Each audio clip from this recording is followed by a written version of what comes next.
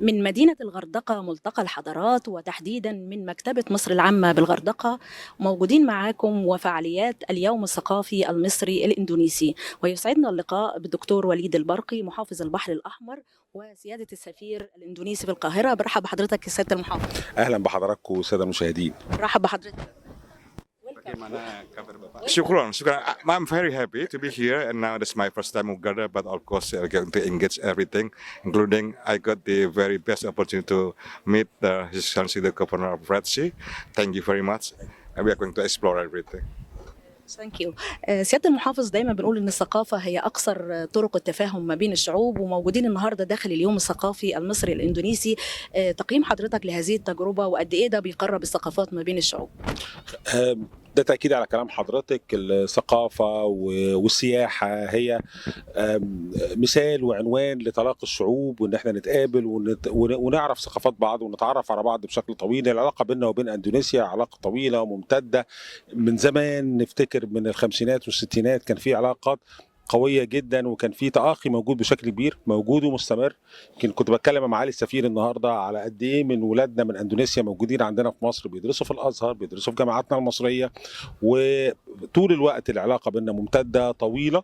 النهارده يوم جميل، سهره جميله، نتعرف على الثقافه الاندونيسيه، نتعرف على الاعراق والمختلفه اللي هناك. انا لسه النهارده متفاجئ ان عندنا 1340 قوميه موجوده في اندونيسيا، رقم كبير جدا جدا جدا جدا. وخلينا اقول الشعوب القديمه العريقه اللي ليها جذور وتاريخ واصول قديمه، بيبقى في بينهم رابط ممتده طول العمر وبتستمر ان شاء الله.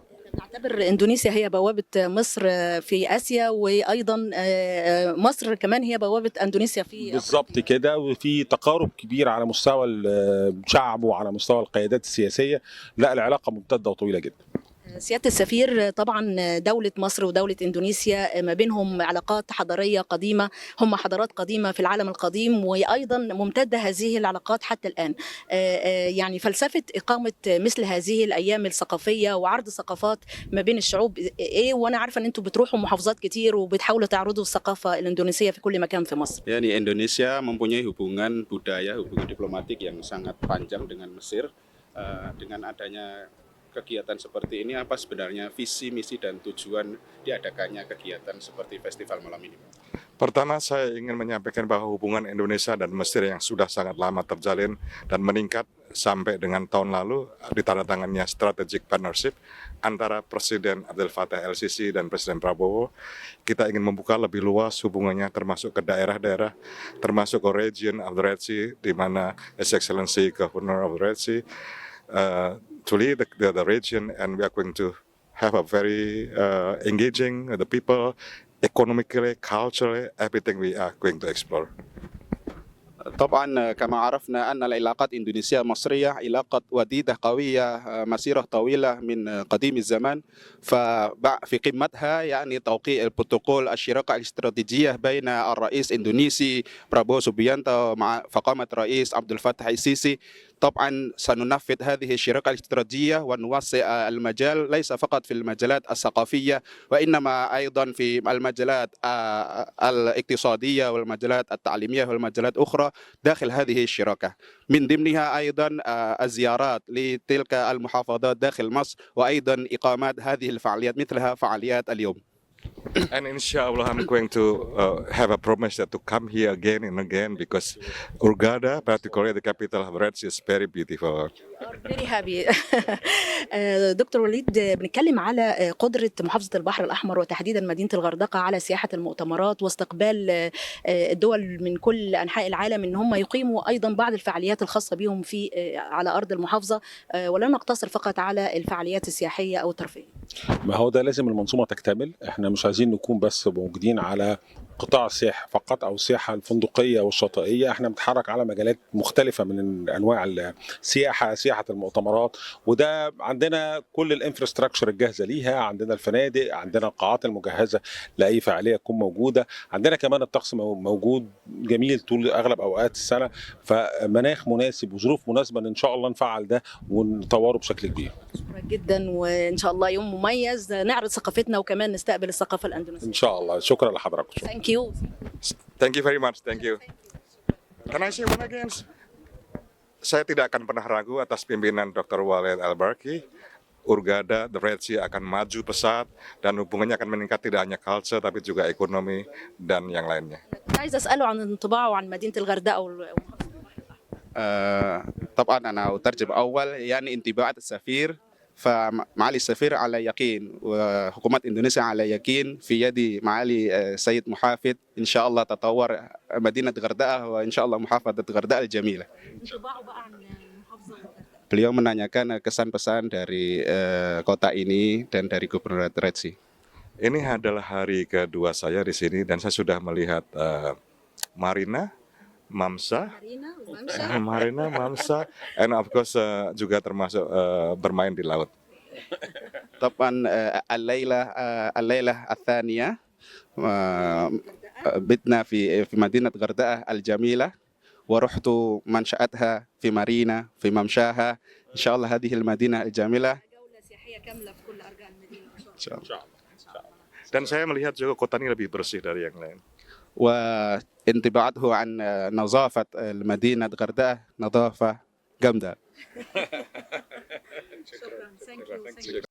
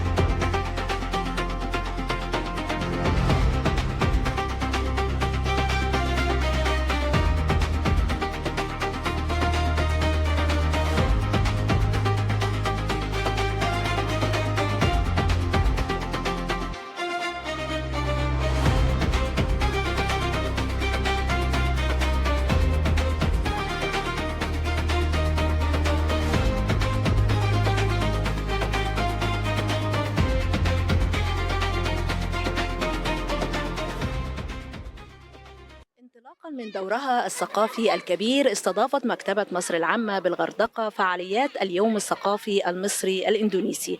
يسعدنا اللقاء بالأستاذ السيد طلبة مدير المكتبة. برحب بحضرتك أستاذ السيد. اهلا وسهلا بكم، منورين شرفونا البحر. طبعا يوم جميل النهارده بنشكركم عليه وفعاليات جميلة وممتعة كانت من خلال اليوم الثقافي المصري الإندونيسي، ودايما بنقول إن الثقافة هي أقصر الطرق للتبادل الثقافي ما بين الشعوب، والنهارده فعلا كان اليوم مميز أستاذ سيد.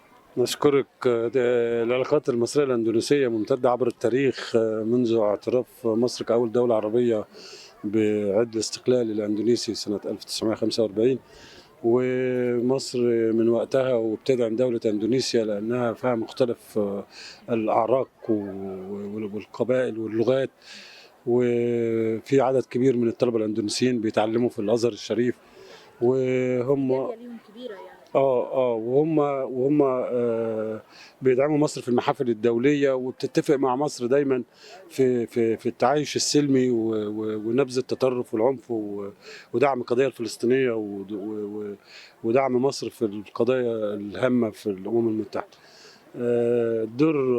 دور الثقافه بيجي من منطلق التعاون ما بين الدولتين في اطار التبادل الثقافي والتبادل العلمي والخبرات. احنا لأول مرة بنشارك في معرض المصري الأندونيسي اليوم الثقافي بمجموعة فقرات ومعرض أشغال يدوية بالتعاون مع السفارة، وإن شاء الله ما تبقاش آخر مرة ونبقى عند حسن ظن الناس إن شاء الله. يوم كان ثقافي متنوع، كان في فيلم سينمائي وأيضا معرض مشغولات يدوية بين مصر وأندونيسيا، وكمان كان في فقرات مجهزة ومعدة مسبقا للفنون المصرية وأيضا الفنون الأندونيسية. ان شاء الله كان في فيلم ثقافي عرضته السفاره، وبعد كده افتتحنا المعرض الساعه 8 ومفتوح للجمهور لحد نهايه اليوم. وبعد كان في عرض استعراضي وغنائي على مسرح المكتبه المفتوح، والناس كلها اعجبت بالتنوع الثقافي والتبادل الثقافي بين الدولتين. كمان حضور سيادة المحافظ دكتور وليد البرقي لهذه الاحتفالية طبعا بيدي ثقة لأستاذ سيد، وقد إيه يعني التبادل الثقافي ده مهم جدا في تعزيز العلاقات السياسية وأيضا الاجتماعية والاقتصادية. الحقيقة أن مكتبة مصر العامة بتتبع فنيا لصندوق مكتبات مصر، وبتتبع إداريا لديوان عام محافظة البحر الأحمر. بيرقصنا معالي اللي هو معالي المهندس حسن موافي، ومعالي الوزير وليد البرقي. الدكتور وليد ما بيفوتش مناسبة سواء في المكتبة أو في الثقافة أو في السياحة أو إلا ما بيحضرها، وإحنا بندعمه، وهو بصراحة ما بيتأخرش عننا في أي فعالية لما بيحضرها معنا يعني.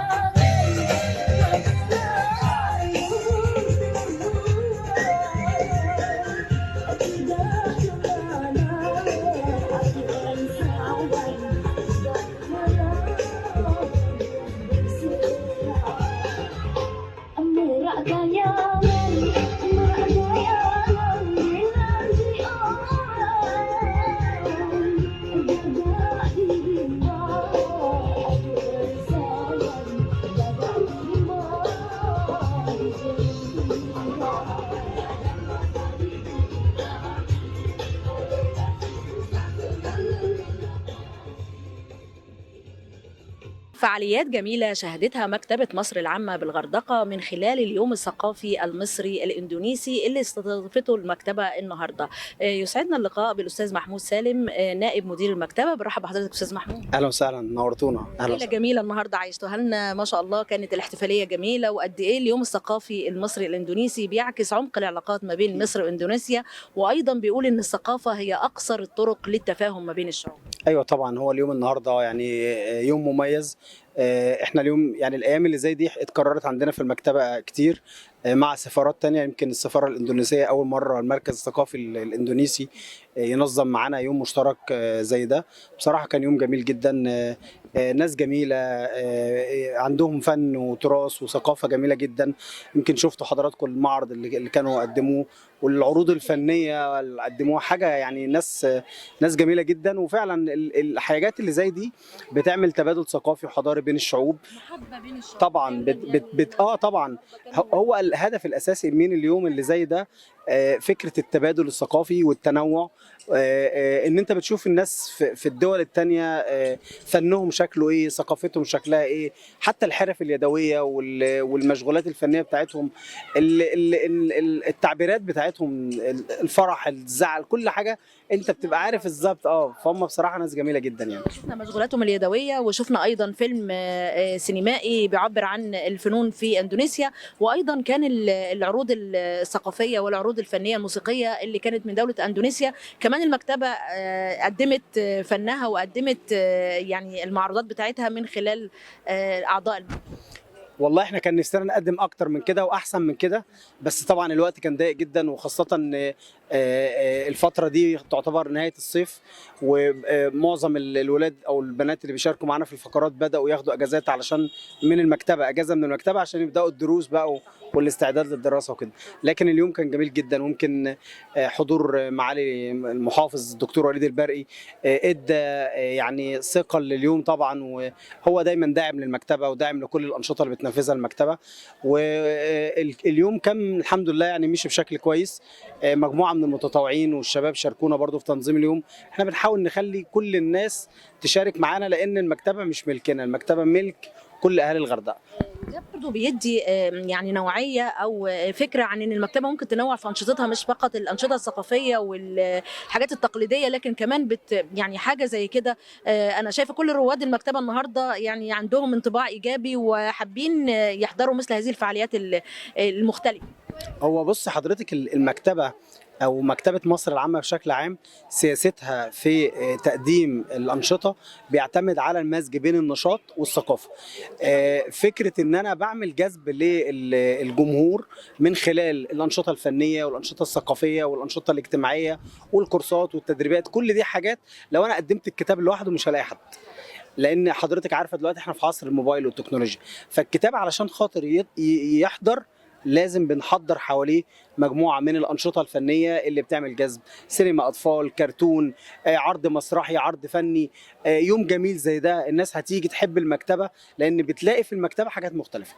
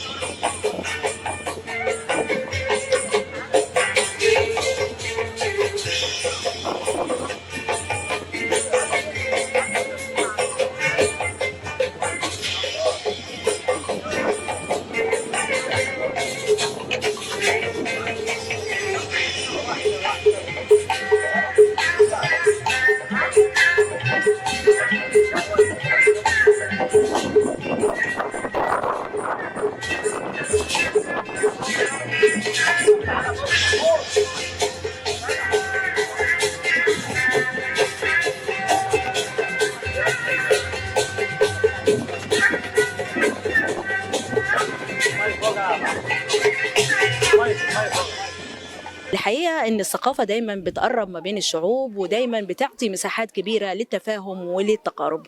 النهاردة ضيفنا من سفارة إندونيسيا، نتعرف عليك. أنا اسمي أحمد ريادي محمد نور الدين. أنا موظف بسفارة إندونيسيا، مساعد مستشار الإعلام بسفارة إندونيسيا. اهلا وسهلا، ومنورين الغردقه ومنورين مصر كلها. وعايز اعرف فلسفه اقامه هذه الايام اللي بتعتبر يوم للثقافه الاندونيسيه. فلسفه اقامه هذا اليوم ايه بالظبط؟ هو الحمد لله احنا ان شاء الله النهارده هنقوم فعاليه يوم النهارده يوم ثقافه مصري اندونيسيا. ففرصة طبعا كبيرة ولتقوية علاقة بين مصر وأندونيسيا، خاصة في علاقة ثقافية وكثير. احنا علاقة شعبية اندونيسيا بين اخوين، ومصر فيها تاريخ يعني من اول دولة مصر العربية التي تعترف باندونيسيا، باستقلال اندونيسيا. فهذا اليوم احنا يعتبر يعني بمناسبة كمان هذا شهر اغسطس يوم شهر استقلال اندونيسيا. فهذه الفعالية فرصة لأندونيسيا لنعرف شعب الغردقة خاصة بالثقافة أندونيسيا، ونتبادل بين ثقافتين أندونيسيا ومصري. أنا شايفة إن كان النهارده فرصة كبيرة جدًا لعرض المنتجات الوطنية الإندونيسية، وقد إيه الناس بتقرّب عشان تتعرّف على هذه المنتجات وعلى بتتعمل إزاي. أنا شايفة أسئلة كتير وناس كتيرة بتقعد تسأل بقى. فعلا النهارده احنا الحمد لله كنا عاملين العرض في فيلم سينما اندونيسيا. هدفنا لنعرف يعني ثقافة اندونيسيا من طريق السينما. وعندنا برضو المنتجات الوطنية اليدوية أو مشغولات يدوية إندونيسيا كثير برضو. اللبس اللبس اندونيسيا من كل اسمه منطقه في اندونيسيا فيها لبس خاص لاندونيسيا. فعاوزين نعرف احنا عشان برضو تراثنا وغنيه ازياء شعبيه اندونيسيا. واحنا بنحتفظ واحنا فخورين بتراثنا وثقافتنا برضو زي مصر تراث كبيره وتاريخ كبيره. اندونيسيا برضو احنا عاوزين يعني في تبادل يعني نتعرف بين ثقافتين اندونيسيا ومصري. اتبسطتوا النهارده في الغردقة، انطباعكم عن محافظة البحر الأحمر بشكل عام؟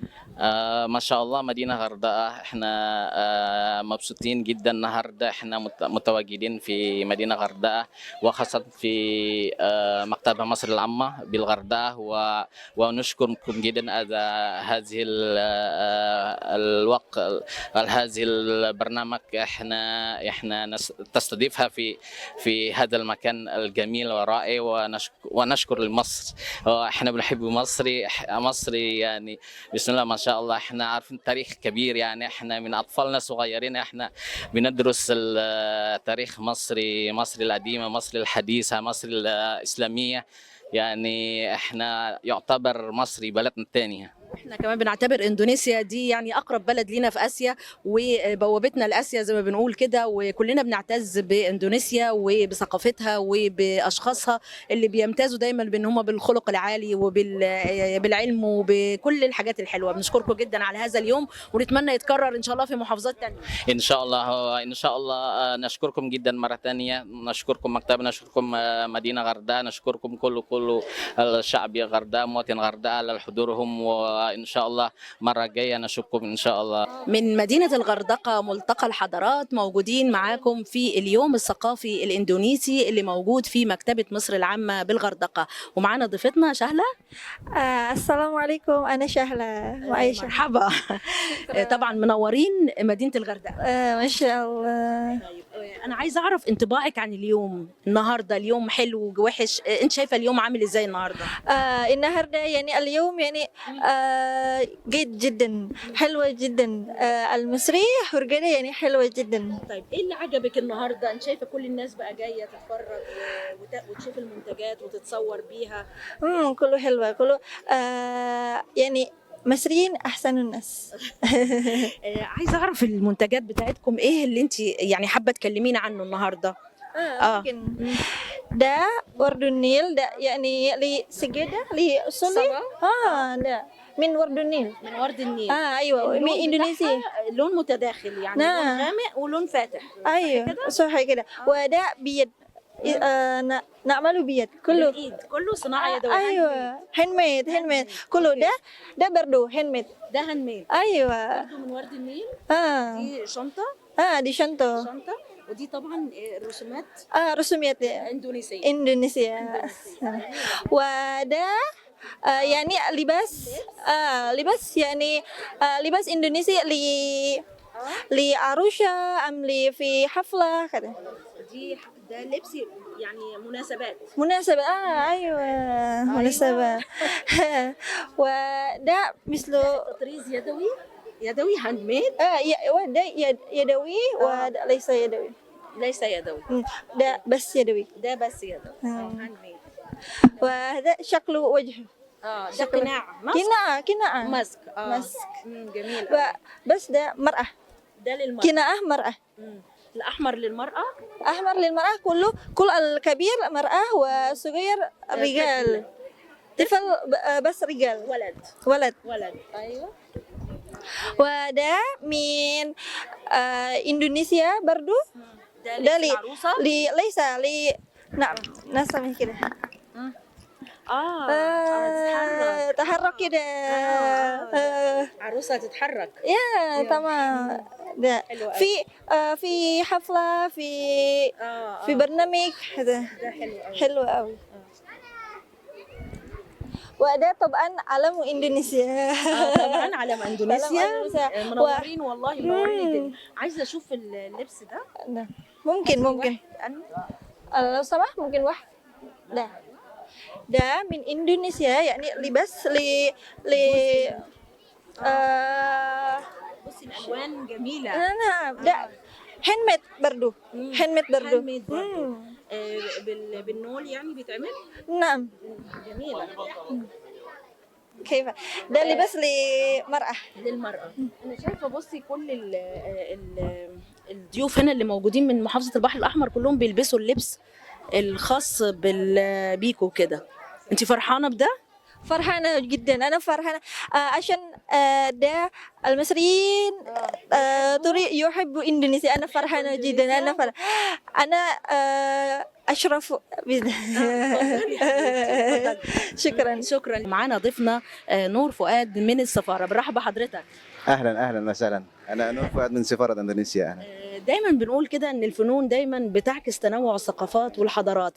طبعا ثقافه الاندونيسي ثقافه من الثقافات اللي معروفه جدا في اسيا، ومصر برضو ثقافه من الموجوده في افريقيا. فلسفه بقى اقامه مثل هذه الايام الوطنيه.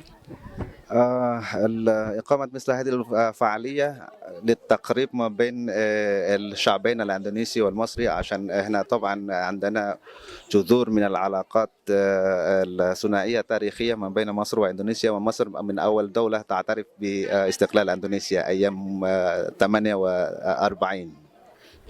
بنعرض طبعا فرصه في اليوم الوطني ده، او اللي هو اليوم اللي زي النهارده بنعرض فيه الثقافه الاندونيسيه. انا شايفه مجموعه من الصناعات الوطنيه اللي موجوده في اندونيسيا، حابه اتعرف من حضرتك عليها. اولا احنا عندنا مجموعه من المشغولات من ورد النيل. ده ورد النيل. ورد النيل. ورد النيل زي بتاعنا، زي اللي موجود في مصر. اللي موجود في النهر في النيل في مصر، ولكن احنا عندنا برضه في اندونيسيا شبيه او نوع من ورد النيل. وهم هناك اسمه ايه؟ نهر ايه؟ في النهر بنغوان سولو في جاوا، وفي كابواس في كاليمانتان، وفي كذا انهار موجود فيها ورد النيل. هم بيصنعوها بعد كده يبيعوها او يعملوا تصدير من المشغولات دي. وفي برضه سجادة صلاة مثلا. في سجادة صلاة. وفي برضو انواع من القماش الخاصه للقبائل في اندونيسيا. احنا عندنا حوالي 700 قبيله. ما شاء الله. عشان كده بتمثل يعني بعض القبائل اللي موجودة. بعض القبائل اللي موجوده في اندونيسيا. في برضو مشغولات من فضه بالتماثيل الاندونيسيه، وايضا في برضو مشغولات من الخشب من بالي. اللي هي الخشبيه. اقنعه الخشبيه. وفي ايضا تماثيل مثل هذا التمثال، هو التمثال العريس والعروسه في اندونيسيا. باللبس الاندونيسي التقليدي الاندونيسي الجاوي بالتخصيص.